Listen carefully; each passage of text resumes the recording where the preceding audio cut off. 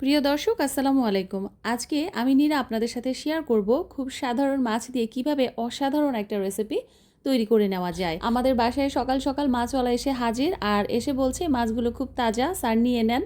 তো আমরাও রেখে দিলাম। বড় মাছের আসলে ভাজা খেতে খুব ভালো লাগে, তাছাড়া এগুলো মাছ দো পেঁয়াজি করলেও খেতে বেশ ভালোই লাগে। তো অনেক সময় হয় যে ঘাড়ের পিস আর ওই যে লেজের পিস বেশি কাটা থাকে বলে আমার বাসায় এগুলো একটু অ্যাভয়েড করা হয়। আমি নিজেও কাঁটাযুক্ত মাছ একটু কমই খাই।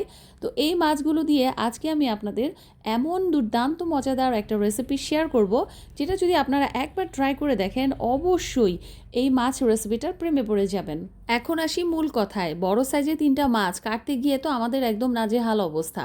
যাই হোক, কেটে কুটে ধুয়ে পরিষ্কার করে ঘাড়ের একটা বড় পিস আর লেজ আমি এই 2টা পিস মাছ নিয়েছি আর ভালোভাবে ধুয়ে পরিষ্কার করে এখন এটাকে সেদ্ধ করে নেওয়ার পর কিন্তু আমি একদম কাটা বেছে নিয়েছি।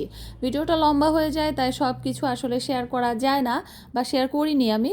এরপর মাছ বেছে নেওয়ার পর কড়াইয়ে একটু বেশি পরিমাণে তেল দিয়েছি। তারপর তেলটা যখন গরম হয়ে গিয়েছে আমি এর মধ্যে কয়েকটা এলাচ আর 2 টুকরা দারুচিনি দিয়েছি। পেঁয়াজগুলো খুব ভালোভাবে ভেজে নিব। আমি পেঁয়াজের পরিমাণ এখানে প্রায় 1.5 কাপের মতো দিয়েছি। পেঁয়াজের পরিমাণটা একটু বেশি দিতে হবে। তারপর দিয়েছি লবণ আর তেজপাতা।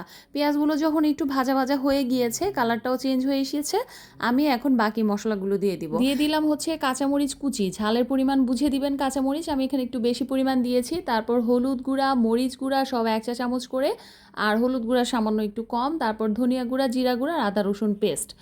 এই যে দেখেন সব মশলাগুলো একসাথে দিয়ে আমি কষিয়ে নিচ্ছি। আর লবণটা যদি পরে আরেকটু লাগে তাহলে আরেকটু দিয়ে নিতে পারেন। মশলাটা কষানো হয়ে আসলে এরপর সামান্য আরেকটু পানি দিয়েছি। এখন এই যে দেখেন তেলের উপরে যখন মশলাটা ভালোভাবে ভুনে আসবে আর পেঁয়াজটাও একদম সুন্দর করে ভুনা ভুনা হয়ে আসবে, তখন আমি ওই যে বেছে রাখা মাছগুলো দিয়ে দিব। এখানে আমি কাটা ছাড়িয়ে নিয়েছিলাম। যখন আমার বাসায় লেজের টুকরা বা ঘাড়ের টুকরা এরকম খাওয়া না হয়, আমি কিন্তু কাটা বেছে নিয়ে বিভিন্ন রকম রেসিপি করে ফেলি আর ওগুলো একদম চটপট চলে যায় আর খেতেও বেশ সুস্বাদু হয়। তবে আজকের মাছ রান্নাটা কিন্তু একদম ভিন্ন আর খুবই সহজ। আচ্ছা, মাছটাকে আমি মশলার সাথে দিয়ে ভালোভাবে কিছুক্ষণ নেড়েচেড়ে অল্প সামান্য পানি দিয়ে এটাকে এভাবে ভাজা ভাজা করে নিব। কাছে দাঁড়িয়ে চুলার ফ্লেমটা এই পর্যায়ে একটু কমিয়ে রেখে নাড়তে থাকতে হবে যতক্ষণ না পর্যন্ত সুন্দর একটা ঘ্রাণ বের হচ্ছে ভাজার।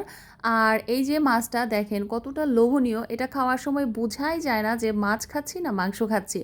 আর ভাজিটা দুর্দান্ত লেভেলের মজা হয়। অবশ্যই বাসায় একবার হলেও ট্রাই করে দেখবেন। তবে তেল পেঁয়াজ একটু করে বেশি করে দিলে ভাজিটার টেস্ট আরও অনেক বেশি হয়।